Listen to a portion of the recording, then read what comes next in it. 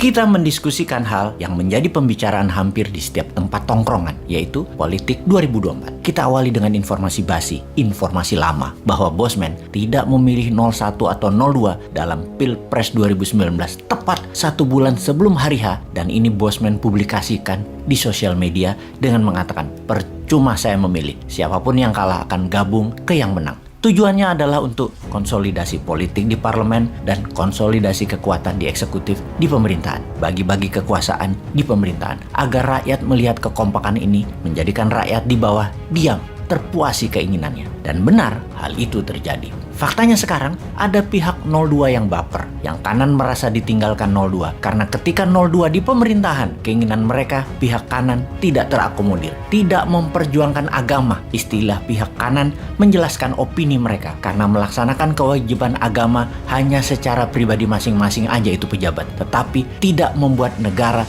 menjadi beragama. Itu versi opini mereka. Kekuatan kanan yang ingin agama diterapkan ini, bahkan ada yang sampai pengen khilafah. Mereka adalah kelompok kanan luar. Mereka garang di mimbar, di majelis-majelis, dan di sosmed. Kritiknya pedas, bahkan bengis. Di sisi seberang, kanan dan kanan luar itu menyerang sisi kiri, yaitu mereka yang minoritas agama dan minoritas kesukuan, yang kebetulan mereka memegang ekonomi negara Indonesia lebih dari 60%-nya. Tidak secara terang-terangan menyebut istilah ini, namun gerakan kanan luar di sisi seberangnya bagi minoritas keturunan menjadi terancam akan nyaringnya kerasnya suara kanan, khususnya suara kanan luar, yang membuat menjadi gaduh dan terus-terusan berisik. Yang kiri dan kiri luar dekat dengan pemerintah karena memang sponsornya mereka, dekat dengan pembuat kebijakan dan regulator. Bahkan pejabat-pejabatnya pun sponsornya ya mereka ini untuk duduk di kursi empuk parlemen atau di kursi empuk kabinet. Kebijakan-kebijakannya menjadi pro mereka, pro kiri dan kiri luar ini. Dan ini membuat kanan dan pihak kanan luar terhimpit secara cuan,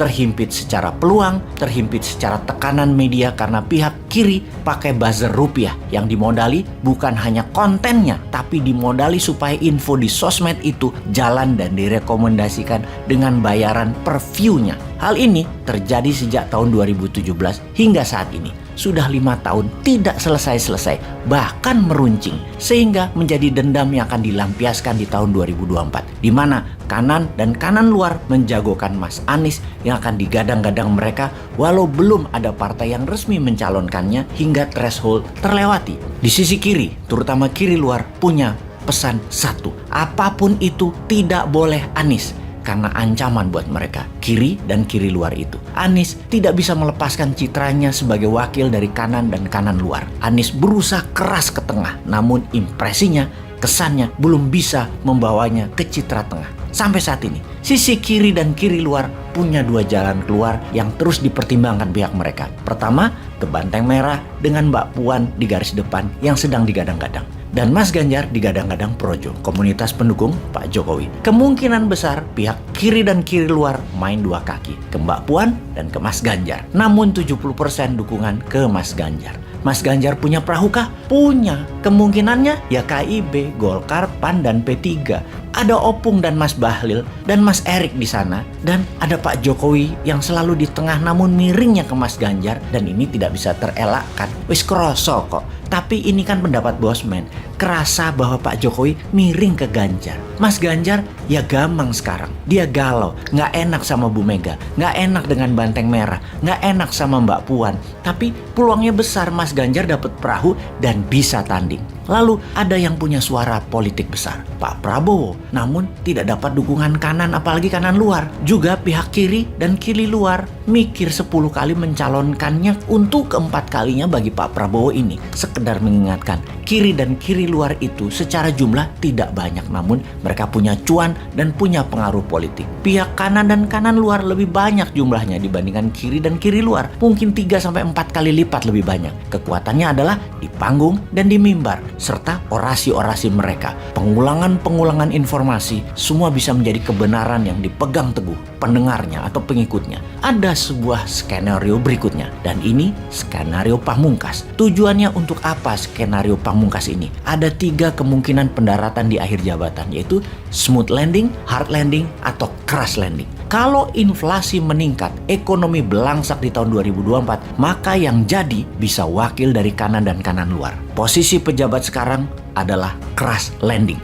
Banyak yang akan pakai baju oranye bertulisan KPK ke depannya. Kalau keadaan seperti saat ini, kurang lebih mereka akan hard landing yang didapat. Agak aman lah mereka itu. Namun, mereka berharap smooth landing, yaitu yang menjabat nanti memang satu jiwa, satu visi, orangnya mereka yang menjabat dan merupakan orangnya sponsor kiri dan kiri luar. Smooth landing didapat kalau Mas Ganjar dapat perahu dan menang. Tapi kalau keadaan terus memburuk terutama ekonomi, harga-harga menggila, barang-barang kebutuhan langka, maka daripada crash landing, mending dianggap negara dalam keadaan darurat, tidak ada pilpres dan pilkada dengan alasan mahalnya biaya akan ditambah 3 tahun hingga tahun 2027 jabatannya, juga sebagai persiapan untuk smooth landing lebih matang lagi. Hal itu bisa terjadi, semuanya mungkin. Jadi kita rakyat harus bagaimana? Simpan tenaga dan selalu berprasangka baik. Indonesia pasti punya solusi. Semesta sayang kok sama Indonesia. Selalu ada kuda hitam sebagai penyelamat. Percayalah.